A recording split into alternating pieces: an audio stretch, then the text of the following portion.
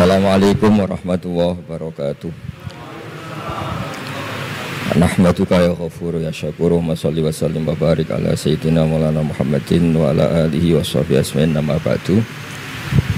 Semua Dewan Komisioner UJK yang saya hormati, wabil khusus Bapak Ketua Dewan Komisioner UJK Bapak Wimbo Santoso, Bapak Ibu Wakil Ketua Ibu Nur Haida dan semua anggota, Kepala Regional Jawa Tengah Bapak Aman Santosa, tidak lupa teman kami Gus kami Kiai Haji Tas Yasin, semua teman-teman yang ikuti virtual, salam kebangsaan, salam semua.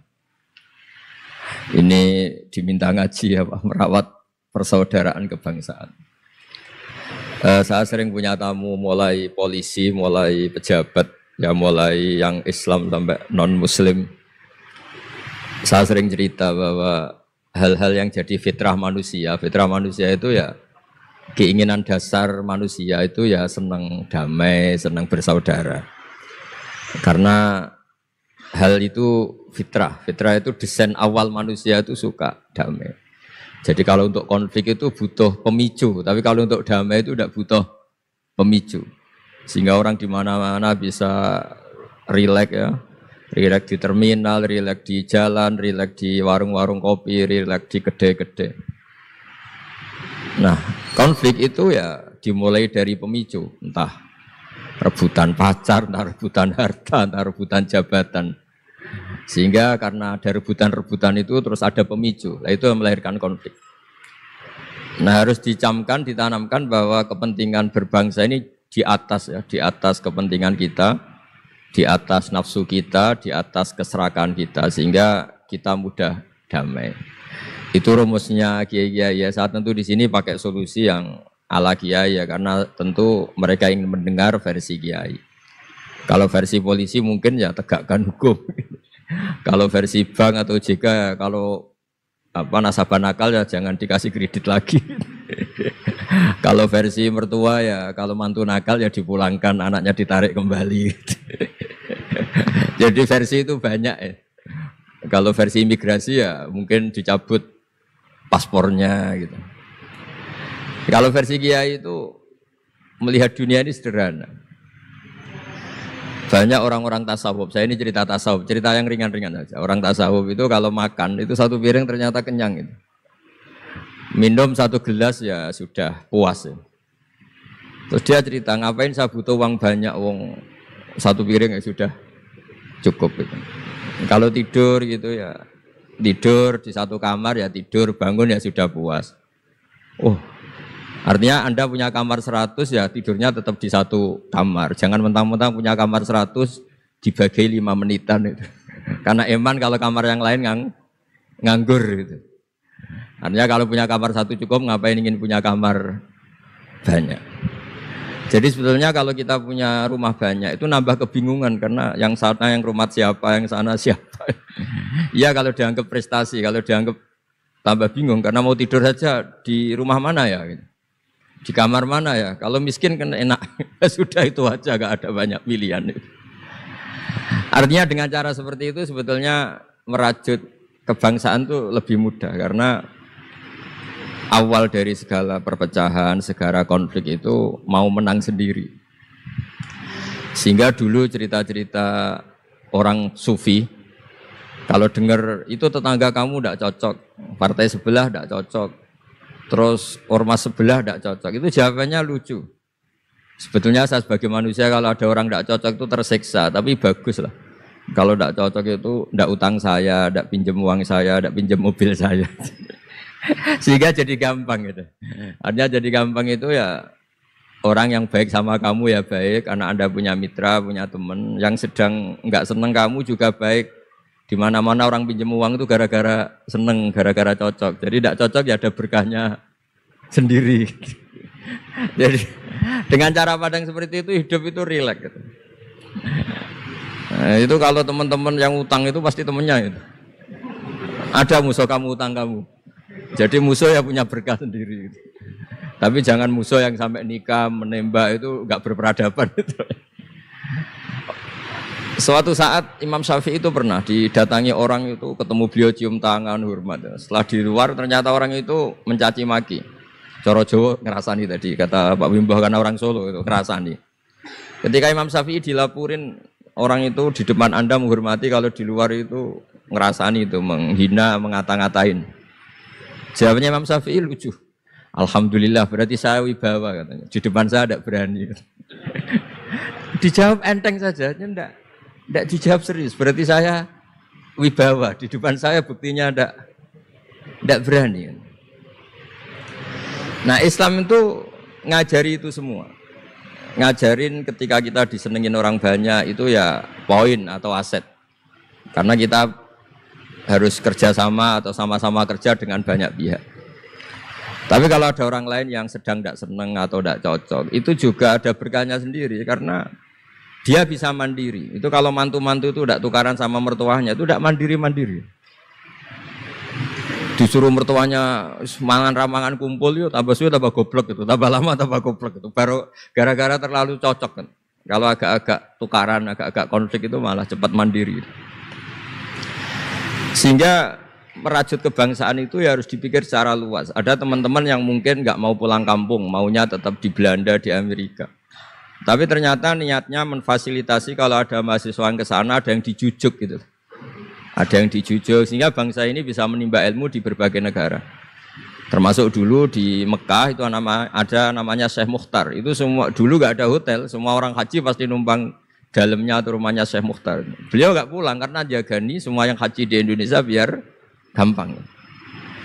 Artinya jangan kira teman-teman yang sedang di Mekah atau di Medina atau di Eropa atau di Amerika terus anti kebangsaan, enggak juga.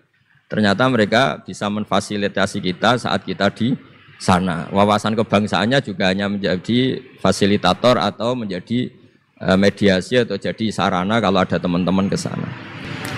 Begitu juga para wali. Ini cerita, mungkin cerita yang enggak ada di OJK, cerita wali Pak Wimbo.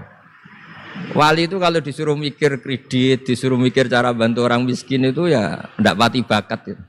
Tapi komunikasinya langsung sama yang punya. Jadi alam raya ini dengan segala variannya itu milik Allah Subhanahu wa taala. Jadi kalau Anda ingin merubah lakonnya wayang, itu enggak usah ngerayu Gatot-Kaca disuruh jadi Semar atau disuruh jadi Bagong, itu susah, mereka enggak mau. Pasti mempertahankan karakter masing-masing. Itu ngerayu dalangnya saja, ini lakonnya diganti gitu. Nah wali itu gitu, kalau merubah Indonesia itu ya komunikasinya sama Allah. Karena yang mengendalikan alam raya ini Allah Subhanahu wa ta'ala. Kita tidak bisa mengendalikan pikiran orang. Sering ada orang itu, ini cerita yang ringan-ringan saja, tapi barokahnya cerita ini nanti gampang merajut persaudaraan. Bapak itu, bapak saya, Kiai Haji Nur Salim, itu paling suka itu sama orang yang agak sombong. Sombong itu ya ketua RT sudah bangganya Masya Allah. Dia punya motor satu sudah kayak orang paling kaya di dunia. Punya istri yang sebetulnya ada cantik, ya dia ngira istrinya itu paling cantik di dunia. Dia agak ganteng yang merasa paling ganteng di dunia. Saya dulu ya iskal itu janggal. Kenapa sih kok seneng kancanan orang sombong? Ternyata orang sombong itu orang yang paling gampang syukur. Orang gampang syukur. Tapi kalau ketemu orang yang kelihatannya sopan, apa saya hanya RT, apa saya hanya di OJK, saya ada menteri saya ada presiden. Presiden merasanya presiden di negara ketiga, dunia ketiga, bukan presiden superpower. Ketemu orang-orang yang tidak pernah puas itu kesannya tawadhu, ternyata pasnya itu tidak pernah puas, tidak pernah syukur. Lah yang sombong ternyata tidak sombong, dia gampang syukur. Ketua RT aja sudah merasa kayak presiden. Hanya pegawai OJK aja sudah merasa bangga, padahal dibuat suruhan Pak Simbo. Tapi senengnya, enggak disuruh seragam, sudah seragam semua. Saking senengnya. Iya. Bangga banget ya? Bangga banget. Jadi sama, sebetulnya kita jadi warga Indonesia, berKTP Indonesia sudah harus seneng. Enggak gampang, orang punya negara itu enggak gampang. Coba orang-orang yang sekarang di Amerika di mana-mana itu orang Indonesia itu ya kangen rumah. Itu untuk kangen ke sini itu harus berbiaya 100 juta untuk pulang. Kita tidak usah kangen, sudah di Indonesia itu sudah luar biasa. Nah, sama-sama kerja atau saling memberi kontribusi. Saya sering punya analogi ya. Saya sering diskusi sama banyak rektor di Indonesia. Bagus mana kerja sistem modern sama sistem kiai? Kata saya ya semuanya punya plus minus. Tapi kalau saya kiai ya milih bagus kerjanya kiai. Gitu. Kalau kiai itu ngajarkan orang yang mampu nolong yang lemah. Ya sudah itu aja ajarnya. Kapan saja Anda mampu, berkesempatan mampu ya wajib menolong. Tapi kalau sistem modern itu ada jobnya. Sehingga gara-gara ada jobnya, suatu saat mungkin kalau ada orang tenggelam, wah saya ada SAR, saya ada tim SAR gak perlu menolong. Gitu. Kalau ada orang miskin, saya ada pegawai bank gak perlu ngasih kredit. Itu bahaya untuk bangsa ini. Sehingga dibutuhkan kerja-kerja yang ala kiai saja. Kalau ada kecelakaan di jalan, meskipun Anda tidak satlantas, ya ditolong Anda yang menangi, yang tahu. Kalau ada yang miskin, tetangga kamu Anda mampu, ya tolong saja. Tidak usah nunggu diajukan proposal, didaftarkan miskin resmi sampai ada plakatnya, terus baru dibantu. Itu selak mati. Nah, selak kelaparan. Nah, pendidikan agama juga gitu. Misalnya semester ini mengkaji tentang sholat, misalnya di UIN atau di IAIN. Mengkaji tentang haji. Kalau di kiai enggak, Anda mau haji tinggal tanya kiai. Tapi kalau ada kuliah, nunggu semester itu, nunggu dosen itu baru tahu bab haji. Nah kalau pertolongan itu nunggu polisi, nunggu OJK itu prosedur dulu, kadang ditanya sertifikatnya macam-macam. Nah di sini pentingnya kerja. Jadi kalau lembaga resmi ini untuk hal-hal yang besar, yang tidak mendesak, yang mengikat. Tapi harus ada sistem sosial yang on time, yang setiap saat bisa diakses. Yaitu kebaikan masif, kebaikan yang semua orang itu merasa harus menjaga. Jadi yang menjaga kestabilan Indonesia itu semua orang, bukan polisi, bukan tentara, bukan siapa saja, termasuk departemen-departemen resmi, kepolisian, termasuk semuanya. Dengan merasa seperti itu saling tergantung, dan yang lebih cepat ya sistem sosial tadi. Sehingga kalau sistem sosial itu ada kiai atau ada tokoh agama lain atau ada yang dituakan, itu relatif stabil karena coro Jawa nak tukaran itu sungkan, kalau terlalu konflik itu sungkan. Nah sehingga dulu ada cerita ada seorang perempuan itu ketemu Nabi itu di jalan. Itu cara etika orang kita lah, apalagi orang Solo, orang Jogja itu kan tidak etis, ketemu di jalan dicegat. Ya Rasulullah, saya ini punya bapak sudah tua dan kalau Anda haji seperti ini pasti ingin bapak saya itu ikut, tapi beliau sudah tua sehingga tidak bisa ikut. Ini gimana, saya harus menghajikan beliau apa enggak?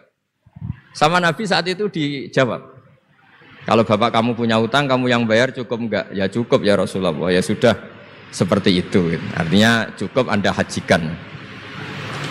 Kemudian oleh Imam Bukhari itu dibabkan lucu, babnya itu unik. Bab boleh tanya tokoh di jalan. Jadi tidak tentang hajinya, tapi tokoh itu harus siap menjawab pertanyaan meskipun sedang di jalan. Tidak usah nunggu sowan di rumah atau antri inden daftar tamu. Nah, itu jadi pelajaran bagi kita. Jadi kebaikan itu kita wajibkan dulu ke siapapun yang mampu dan berkesempatan. Sehingga kalau kita misalnya ketemu orang tenggelam, meskipun kita tidak pegawai SAR atau tidak yang bertugas di pantai itu, ya kalau Anda mampu, ya selamatkan. Kalau ada kebutuhan tertentu masyarakat, misalnya sakit, Anda berkemampuan minjemin mobil untuk diantar ke rumah sakit, ya kewajiban Anda, bukan nunggu dinas resmi yang mengambil. Jadi kebaikan yang diwajibkan ke dinas resmi ya monggo, kita loyal, kita dukung, kita support. Tapi kewajiban yang diwajibkan atas nama agama bagi yang mampu itu tidak boleh hilang, karena ini yang langsung bersentuhan dengan masyarakat. Coba kemarin pas COVID misalnya, banyak teman-teman saudara kita yang pulang kampung. Ketika lembaga resmi belum ngurus itu, yang ngurus ya keluarga, sanak famili, mereka pulang, mangan ramangan kumpul, nggak ada, alhamdulillah nggak ada yang kelaparan. Kenapa tidak ada yang kelaparan? Karena sistem sosial itu jalan, orang kok medit atau kikir sama tetangga, sama keluarga itu pasti diadili masyarakat. Dan masyarakat sepakat, urusan makan itu sepele, sehingga mereka pulang ya ikut Pak D-nya, Pak Lek-nya, ikut Mbahnya, itu semuanya bisa makan. Iso ngopi-ngopi, iso rokok-rokok, dia tetap santai aja normal. Bahkan banyak yang nganggur itu seneng. Barokahnya nganggur yang ngutangi tidak nagih katanya. Kalau tidak, jadi ya dianggap ringan saja hal-hal seperti itu. Nah, khawatir saya kalau Saya pernah baca kitab di karangan seorang ulama besar, Al-Hayatul Ulya, otoritas besar dalam satu sistem negara, itu harus diakui sebagai bagian dari kebaikan masif.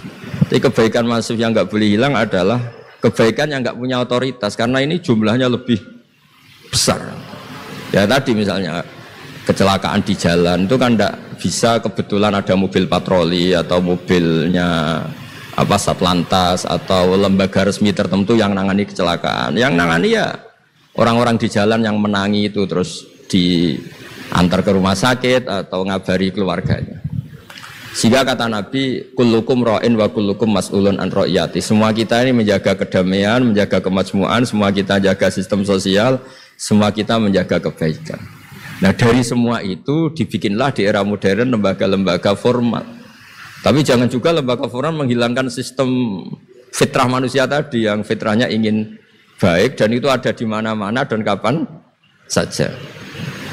Dan Allah kalau menciptakan sesuatu itu pasti luar biasa. Saya sering ditanya sama orang-orang, Gus Gunanung Indonesia seneng cangkruk itu apa? Anggap aja itu tim SAR paling on time katanya. Itu kalau ada orang bingung, yang ditanya pertama ya orang-orang nganggur di pertigaan-pertigaan itu. Ini rumahnya mana? Kalau ada orang bingung yang nanya itu. Kalau ada orang kecelakaan yang nolong ya itu. Artinya sistem sosial yang sudah ada itu nggak boleh diambil alih lembaga.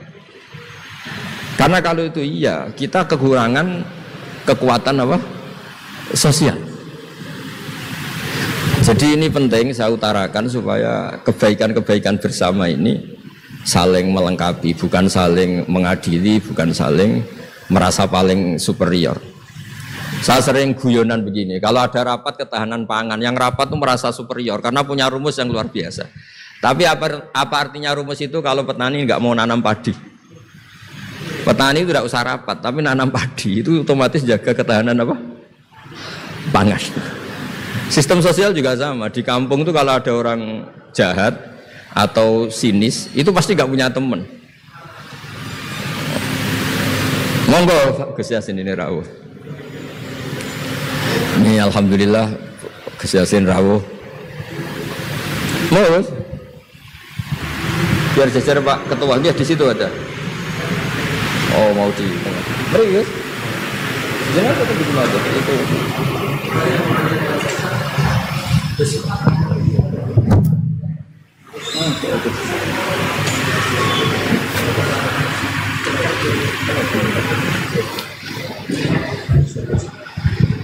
Ya saya teruskan supaya kenapa saya nyampaikan ini supaya energi sosial kita untuk menjaga kemajmukan, menjaga toleransi itu lebih masif.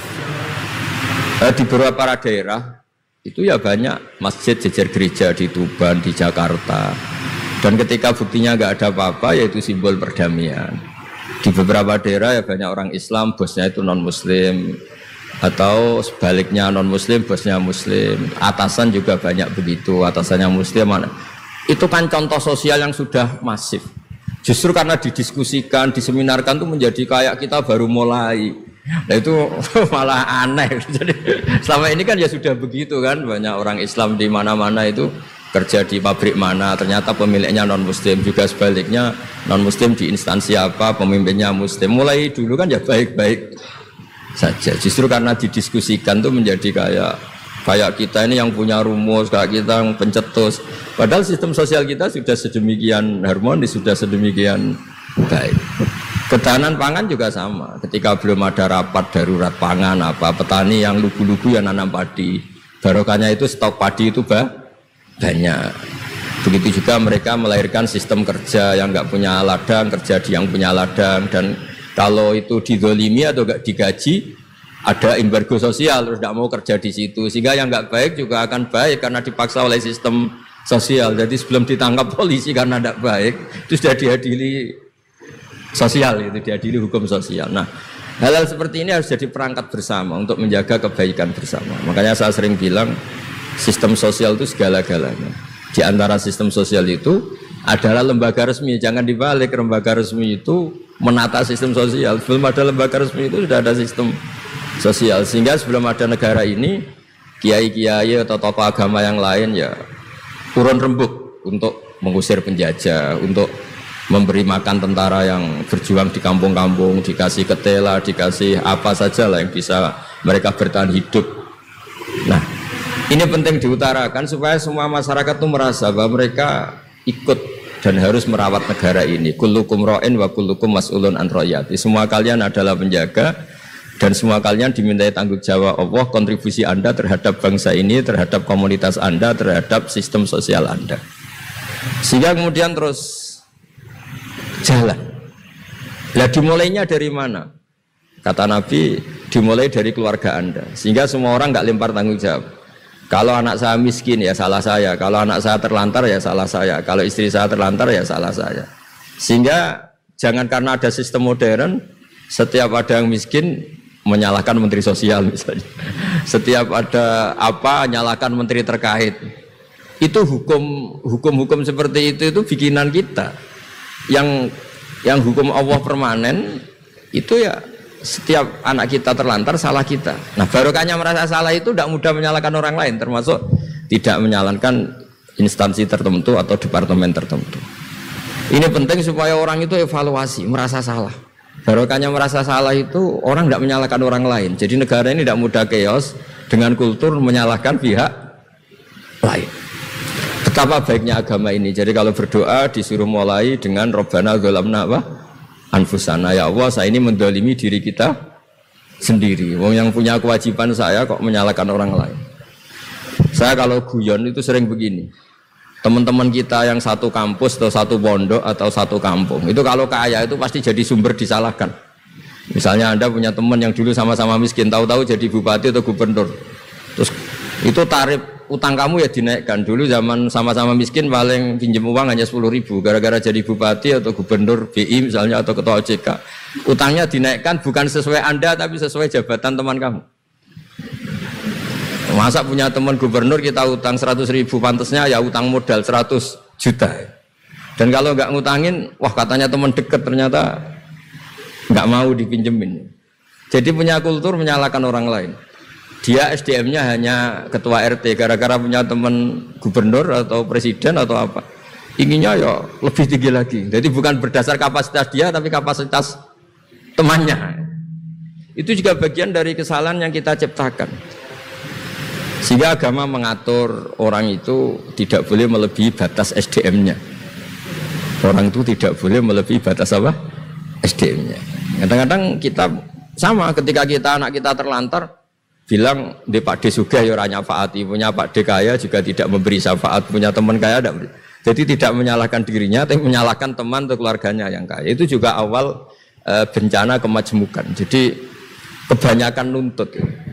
Makanya Nabi berkali-kali ngendikan ketika kamu di zaman akhir wa alaika bi khosayati nafsik wada angka amrol amah. Kalau sudah ada badai apa saja, badai ekonomi, badai sosial atau badai apa saja, urusi diri kamu sendiri. Itu bukan Nabi menanamkan egois itu enggak, justru menanamkan kebersamaan. Barokahnya orang itu sibuk ngurus keluarganya sendiri itu enggak kepikiran nyalakan orang lain. Jadi orang kadang salah tafsir itu justru seakan-akan kita diajarin untuk egois itu enggak. Berkahnya ngurus diri sendiri, ketika kita sudah terurus tidak membebani sama orang lain, dan berkahnya ngurus diri sendiri juga tidak gampang mengkomplain orang lain karena kita merasa punya kewajiban sendiri. Tapi kalau kita ini terlalu modern, orang nggak punya uang, ini tanggung jawab Menteri Keuangan, kalau miskin tanggung jawab Menteri Sosial, kalau ada jalan rusak tanggung jawab PU. Oke, secara hukum kenegaraan misalnya mereka berkewajiban tugas itu, tapi kalau itu untuk alasan menyalahkan, semangat kita menyalahkan.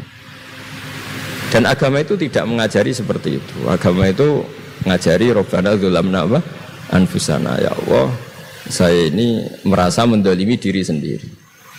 Nah dengan seperti itu enak cara hukum sosial kayak tadi.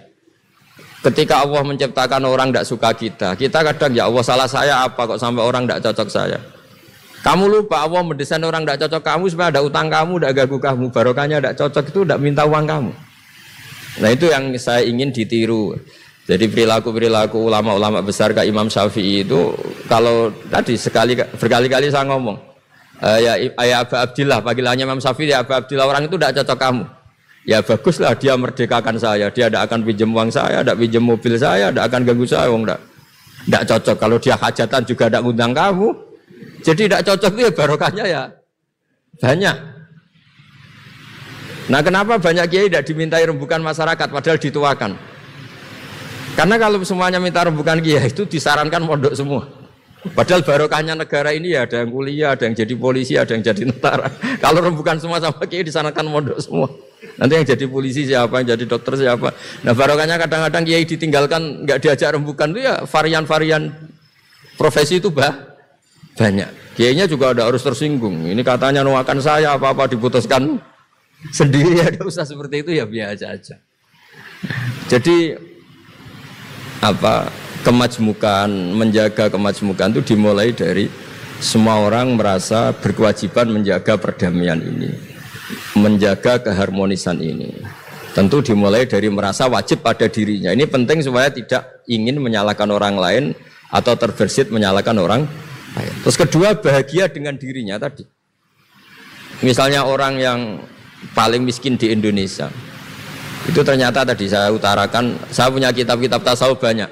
Itu lucu-lucu dan jadi gampang hidup itu. Misalnya dia miskin makan satu piring kenyang. Kenapa saya harus korupsi? Kenapa saya harus mencuri? Wong makan satu piring juga sudah kenyang. Terus dia menghitung orang sampai kaya raya itu makannya sampai meninggal, misalnya 60 tahun, jumlahnya sama orang miskin ternyata jumlah yang dimakan yang sama, jumlah yang diminum ya sama. Terus ada pertanyaan, saya pernah digugat juga pas dalam satu acara. Tapi kalau orang kaya ingin apa saja kan kesampean Gus, ingin beli mobil kesampean, ingin beli pesawat kesampean. Saya tanya, ya orang kaya inginnya tidak seperti itu. Misalnya inginnya mungkin jadi presiden, inginnya jadi gubernur, kan ada aja nggak kesampean. Tetap aja ada yang nggak kesampean. Kadang-kadang wah enak jadi anaknya presiden, anaknya gubernur, apa saja kesampaian. Banyak juga anaknya presiden mungkin ingin anaknya jadi presiden ya nggak kesampaian. Anaknya kiai ingin anaknya jadi kiai ya nggak kesampaian. Mungkin anaknya jenderal, anaknya ingin jadi jenderal. Dan dia nyontohkannya kan, wah kalau jadi orang kaya itu enak, ingin makan di apa saja kesampaian. Masa orang kaya seleranya hanya ingin apa? Makan. Artinya ada saja yang nggak sama. Misalnya orang jadi raja Arab Saudi, ada aja nggak kesampaian. Mungkin bayangkannya ya tidak ada yang demo, tidak ada yang komplain, semua anak yang diinginkan putra mahkota jadi ya tidak gampang kesampaian. Nah, kemudian dia berpikir lagi, saya ulang lagi ya, dia berpikir lagi si orang miskin tadi. Misalnya dia ke hutan atau ke gunung, wah enak jadi bupati, gubernur, apa-apa difasilitasi negara. Terus dia mikir, tapi mereka punya atasan, ditegur atasannya takut, diatur atasannya takut. Kok enak saya agak punya apa? Atasan. Tapi intinya itu bagi saya semua itu harus dikawal oleh hukum. Jadi melakukan perintah Allah itu nikmat. Sehingga Anda misalnya ketua OJK atau gubernur atau wakil gubernur atau kiai, nikmat tertinggi itu karena melakukan perintahnya Allah Subhanahu wa taala.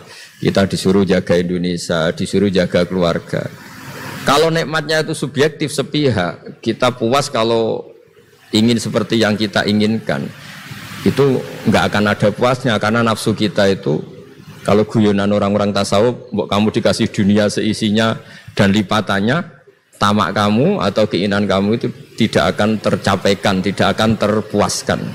Karena manusia itu ya sudah nggak ada batasannya. Makanya kalau guyonnya dulu kan ada orang tirakat, kalau megang apa saja jadi emas. Dia bayangkan jadi kaya, jadi top. Ternyata pertama dia megang saka rumahnya, tiang rumahnya jadi emas.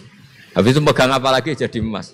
Lama-lama megang nasi jadi emas, megang minum jadi emas. Akhirnya dia nggak bisa makan karena dia ingin semua yang dipegang jadi emas. Pas kecapean megang-megang dia ingin makan, yang dipegang juga jadi emas. Ya akhirnya kan jadi bingung gitu karena nggak kesampaian kan. Dia kesampaiannya jadi emas, ternyata kebutuhan dasar dia ingin makan malah tidak kesampaian karena yang dipegang jadi emas. Jadi itu kan contoh. Sejahtera juga sama. Anda bayangkan misalnya Kalau punya mobil, punya uang tabungan, punya apa, semuanya kesampaian enak itu. Semua yang kamu inginkan kesampaian itu enak.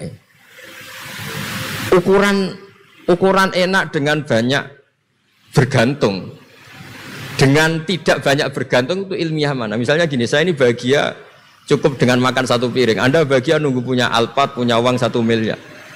Lu menggantungkan kebahagiaan dengan banyak sesuatu yang Anda belum miliki itu sudah satu kebodohan kalau orang tasawuf. Cek repot ya, tapi bahagia kok kakean syarat ya.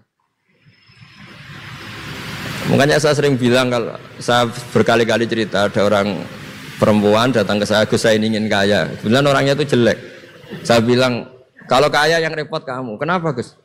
Setelah suami kamu kaya, sekarang suami kamu kan miskin. Pertama yang dievaluasi apa? Ganti rumah, ganti mobil. Lama-lama ganti Anda, kata saya. Karena setelah rumahnya bagus, mobilnya bagus, yang dievaluasi pasti Anda, katanya. Wah kalau gitu miskin aja Gus.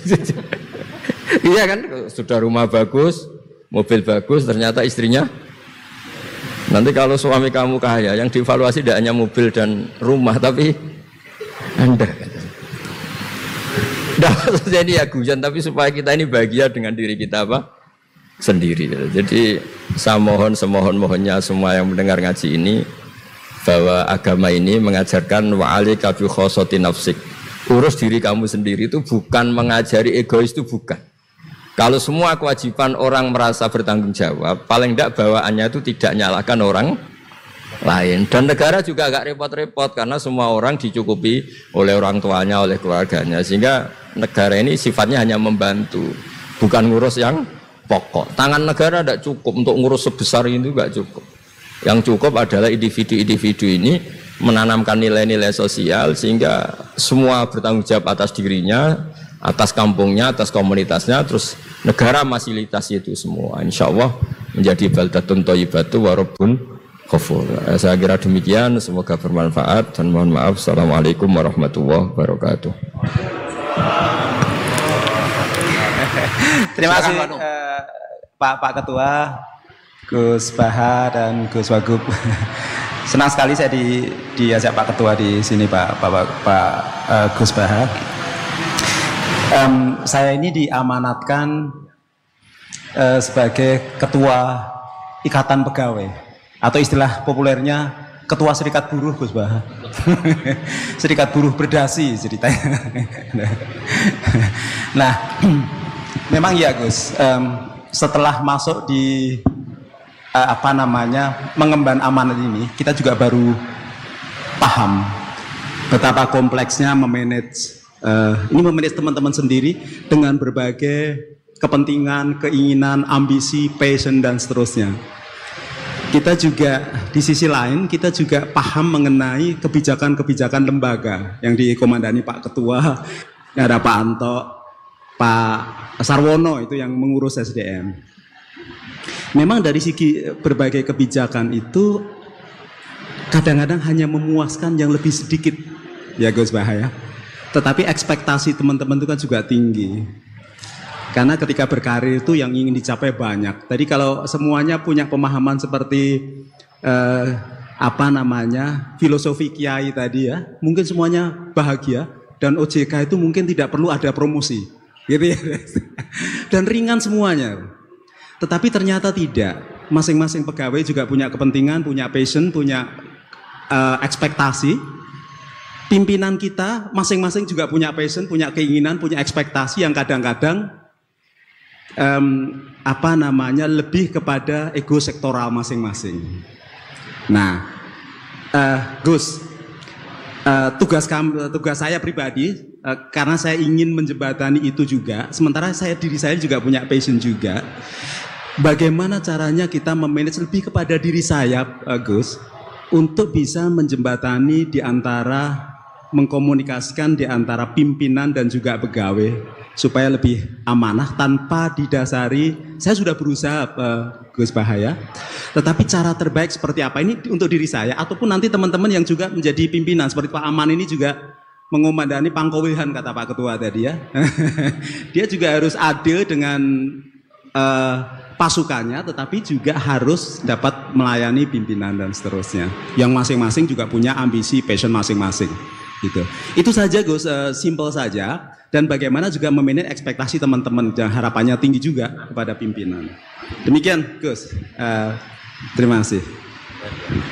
Assalamualaikum warahmatullahi wabarakatuh. Anung Hirlianto nama saya, Prof. Ya. Coba cekek. Saya dengan Pak Ketua sama, Gus Pak, di Kampung Solo sama. Popongan, sawit, popongan, Kalbunggo. Bismillahirrahmanirrahim.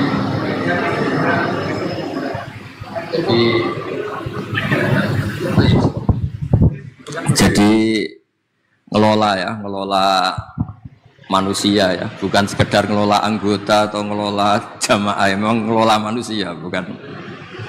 Itu ya harus tabah, sehingga dibutuhkan undang-undang, aturan tuh, karena kalau selera itu, kalau ya saya tentu cerita di Khazanah Kiai. Kalau Khazanah Kiai itu ada kata-kata gini, ridhon nas ghayatun la tudrak. Kamu nyari semua orang puas itu suatu yang muhal, yang enggak mungkin. Itu di situ diceritakan Luqman Al-Hakim itu orang paling bijak. Itu aja putus asa untuk memuaskan banyak orang. Beliau ngajari anaknya diberi langsung. Beliau naik keledai itu atau naik kuda, dituntun anaknya lewat pasar. Kata orang-orang itu, orang tua agak tahu diri, enak-enak kuda, anaknya yang nuntun itu. Akhirnya anaknya disuruh naik, dia yang nuntun. Itu anak agak sopan, yang tua nuntun, yang muda naik. Hanya ya sudah, anak dua-duanya naik. Ini orang nggak bener semua, ini keledai satu dinaikin orang dua. Nah terakhir sama-sama nuntun, ini orang aneh, keledai satu dituntun orang dua. Nah ngelola manusia ya gitu. Kalau kamu ajarin kona'ah, nanti neriman yang pandum, katanya nggak mobil, nggak dinamis. Kalau kamu ajak dinamis, katanya nggak kona'ah. Itu kan jadi ribet. Ya makanya terus dibutuhkan aturan bersama, yaitu yang disebut undang-undang atau pelaturan. Karena kalau selera manusia itu ya sudah seperti itu. Jadi ada batas lah, di mana manusia itu ya maksimalnya disenengin itu ya hanya sesuai aturan, bukan disenengin anak buah atau anggota, karena mereka ya nyuwun sewu punya ambisi, punya ekspektasi, punya macam-macam lah, dan tidak mudah itu loh.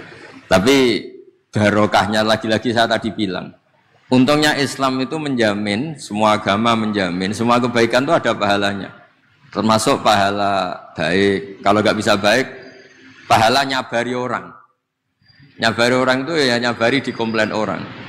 Misalnya gini, andai kan saya itu jadi orang paling cerdas di kampung atau orang paling baik di kampung, itu sebaiknya menurut saya tidak semua orang minta pendapat saya itu tambah bagus, karena mereka latihan mandiri untuk menyelesaikan dirinya sendiri. Jangan karena kamu merasa pimpinan, semua orang sebaiknya konsultasi pada Anda. Ini jadi goblok semua, karena memutuskan hal sepele saja tanya pimpinan, apa petunjuk pimpinan. Ya kalau minta saran dengan makna yang positif, minta saran ternyata maknanya itu supaya nyun sewu jadi KKN-nya, jadi kroninya kan sama. Minta saran kiai itu kadang ya niatnya baik, kadang ya kurang baik. Kurang baiknya gini, kalau kapan-kapan salah, pokoknya kanut kiai, terus kiainya yang dimintai tanggung jawab. Itu kan jadi repot. Itu kan seperti pertanyaan gini. Jadi ini cerita aja, cerita. Kalau kamu jadi orang hebat, itu sebaiknya kalau diundang di kampung terbelakang itu datang enggak.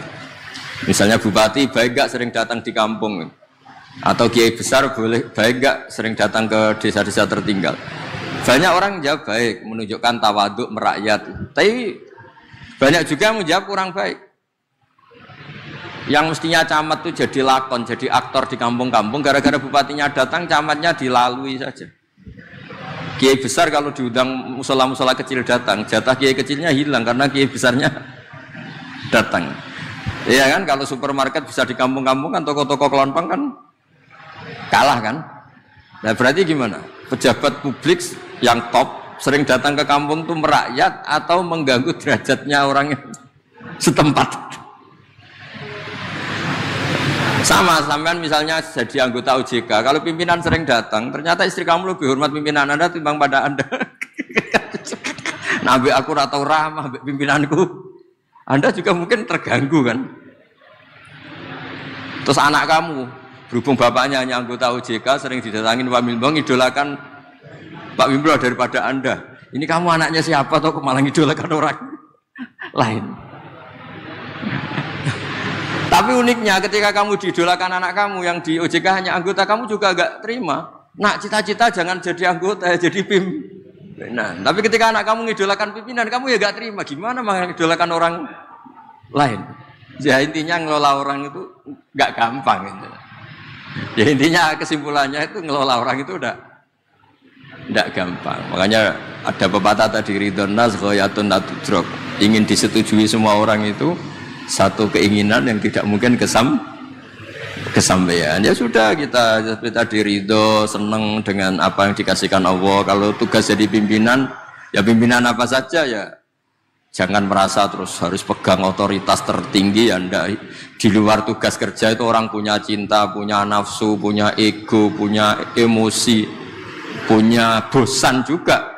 Ketika Anda bikin merasa anggota kamu datang rutin di kantor, jangan kira mereka pegawai yang baik. Jangan-jangan mereka itu nganggap ini rutinitas yang membosankan. Diam-diam sudah ngelamar pekerjaan lain, gayanya masih ngatur tapi ya artinya ya khusnudzon itu ya baik, cuma ya jangan terus dah ilmiah. Ya itu kan kita tidak pernah tahu. Ada orang konsultasi sama Anda. Ini cerita tentang Rasulullah. Ada suami istri sedang berkelahi, sedang nggak cocok itu. Matur, ya Rasulullah suami saya itu gini-gini.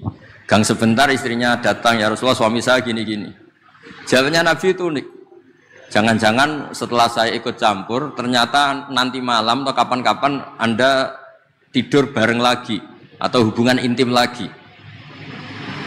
Jadi ternyata kadang konsultasi sama Nabi atau sama Kiai itu ingin kalau menyalahkan suaminya punya justifikasi, punya argumentasi, punya backing, yaitu kata Nabi aja kamu suami nggak bener ya. Nanti suaminya kalau Nabi ikut campur, kata Nabi aja kamu istri yang nggak bener. Makanya Nabi tidak ngendikan apa, hanya ngendikan coro Jawa aku melok-melok jebule ke rukun meneh. Misalnya saya jenengan lapor tentang Pak Mimbo, lapor gini-gini saya komentar. Oh dasar wong Solo. Nah, ternyata jenengan rukun lagi terus cerita, Pak kata Gus Bak jenengan itu begini, kan saya yang berabe. Artinya gini, kalau Anda dituakan, tidak semua orang konsultasi itu harus kamu jawab. Karena tadi yang tahu peta hati manusia itu siapa? Nah itu rahasianya kenapa Kiai kalau didapuri orang konflik mau guya-guyu itu bukan Kiai takoi ra jelas, itu ada ilmunya. Guya-guyu gak jelas itu.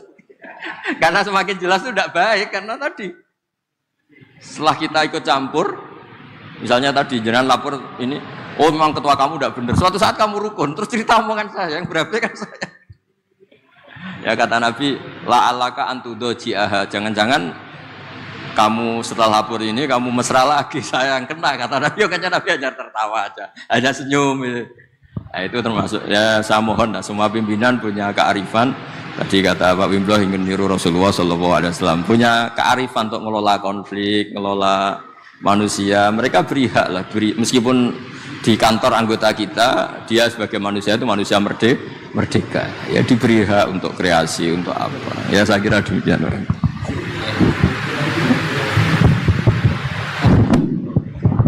Ya, turun Gus Bah, ini kayaknya kalau kita lanjutkan bisa sampai Isya ini, Gus. Ya, sampai Isya.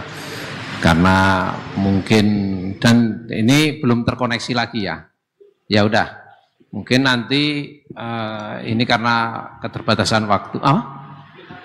Satu aja ya, singkat, nggak boleh tambah lagi. Ya satu aja, silakan. Singkat, 1 menit. Enggak. Terima kasih Pak Ketua. Mohon izin Gus Bau, Gus Yasin. Satu aja Ustadz, saya tuh waktu mulai kerja itu dinasehati. Nah, pengen lihat dari sisi agama. Nek atimu resik, nyambut gawemu enteng. Nah, itu kira-kira gimana konsep dalam beragama Ustadz? Matur nuwun. Ya hati bersih itu ya tidak nuruti nafsu itu. Di tempat kerja kan kalau hati kamu tidak bersih, melihat orang yang gajinya lebih tinggi, wah nggak enak jadi saya, enak jadi itu. Lama-lama melihat orang yang cantik, nggak enak jadi saya, istri saya jelek itu cantik. Hati gak bersih itu semua masalah jadi masalah. Yang gak masalah saja jadi masalah. Ketika hati bersih Anda pakai mobil merek apa saja, tahunnya mungkin tahun yang sudah sepuh aja bisa syukur. Tapi ketika hati gak bersih itu udah ada syukurnya kan. Jadi makanya kata orang-orang tua itu seneng orang itu karek kue. Maksudnya seneng tidak itu terserah kamu. Karena yang ngelola hati kita ya kita gitu. Makanya teman saya haji itu kalau cerita itu lucu. Pagi-pagi Pak Wimbo itu ada istri bikinkan teh suaminya. Terus kata teman saya, oh, itu istri orang itu baik, bikin teh untuk suaminya. Terus kata istrinya dia, gimana tukeran?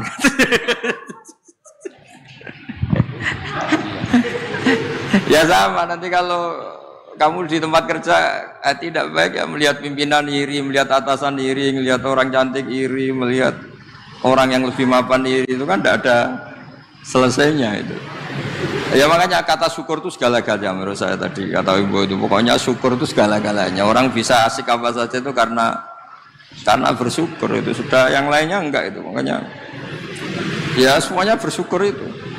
Enggak ada solusinya di luar itu. Makanya solusinya syukur. Coba misalnya kita orang Indonesia melihat Amerika atau Swiss atau mana saja lebih makmur. Coba apa ada siap jadi orang Swiss? Di sana dianggap imigran, sudah gitu dianggap pendatang, eksistensi kita mendingan jadi orang Indonesia karuan warga negara kita daripada ngeluh membanding-bandingkan dengan negara lain, mendingan bersyukur jadi warga apa? Indonesia. Karena Anda disuruh jadi warga negara sana juga gak siap itu. Sudah gitu wajahnya dipertanyakan, ini wajah Swiss apa Solo?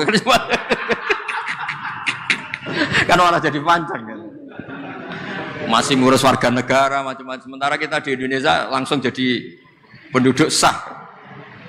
Semuanya kata kuncinya itu syukur tadi. Hati resik itu ya maknanya syukur itu. Ya, saya kira.